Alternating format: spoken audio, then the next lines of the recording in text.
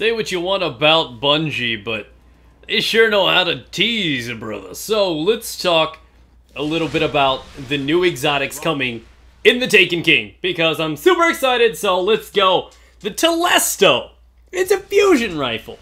What's so unique about this one right here is its projectiles actually attach to the bad guys and will detonate in a void blast shortly after the initial impact. Any one of those detonations that results in multi-kills will drop orbs for your teammate. This is huge. Translation, this is a PvE exotic fusion rifle. It's not going to be functional in PvP. For starters, when you shoot somebody with a fusion rifle, you want them to die. Not be attached with something and take a second and then die. Because we've dealt with the lag already. We know how frustrating it is to shoot a dude and then he decides to die a second later. It generally results in a death for you too. Not going to be functional for PvP. But clearly, with the orbs, it's meant for PvE. I wouldn't even imagine the amount of supers in the game. If you could start stacking those orbs aggressively in PvP, God, that'd be insane. But for the most part, it's a PvE one. It's going to be great going against Thrall, just bunched up enemies, because those are going to be everywhere. It's going to be great for infusion, for health regeneration, building up supers. It's going to be really, really cool to see how that one works. Now, moving over to the next one in the category, the Sleeper Simulant. I'm not really going to talk a lot about this because the information on it is all over the interwebs. We know it's supposed to be the one replacing the Yellowhorn. It can penetrate, it can ricochet, it hits hella hard, it's going to be functional in tight corridors, not only for PvP, but very, very reliable in PvE, dealing with massive amounts of mobs. So, next. And I gotta say, not only does this thing look badass, and we've seen footage of this gun before, but the name is just fucking sweet. The Chaperone. Yeah, I just went there. So, what's so cool about this is actually a slug shotgun. For those that do not know what slugs are, it's basically one kind of miniature cannonball, if you will. It's one slug, one projectile that it shoots out, and generally in most shooters, this is enhanced upon headshot precision gameplay. So this gun has a quick rate of fire. We've seen it before. It's very, very lethal. It's great with follow-up shots. You can be confident with it.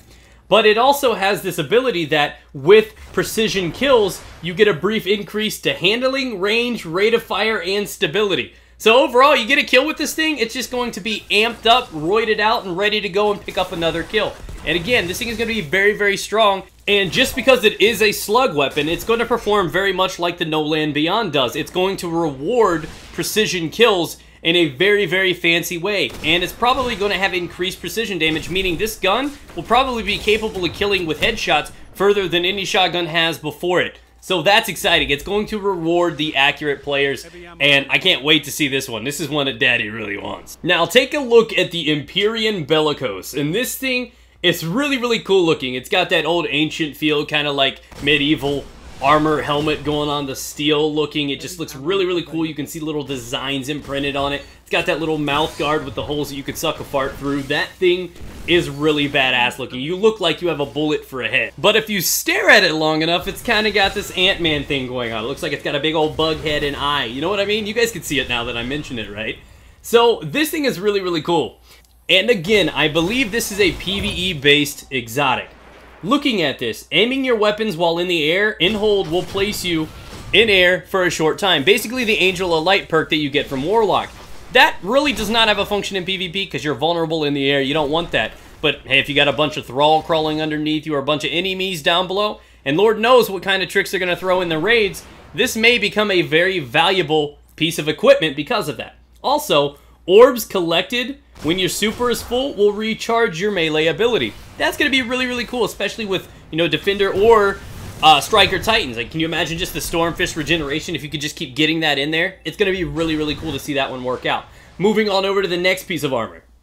I need this in real life. Like, I really want one of these. I would wear that shirt anywhere. It looks so badass just putting that out. Definitely the coolest looking one I've seen in the armor category. But this one is called the Alchemist Raiment. Now, what's so really cool about this, and it fits and it's justified with the name, is collecting primary ammo will give you a chance to gain Glimmer. Definitely something that you're going to want out of PvE. And again, with the alchemy thing, you're converting one thing to something else.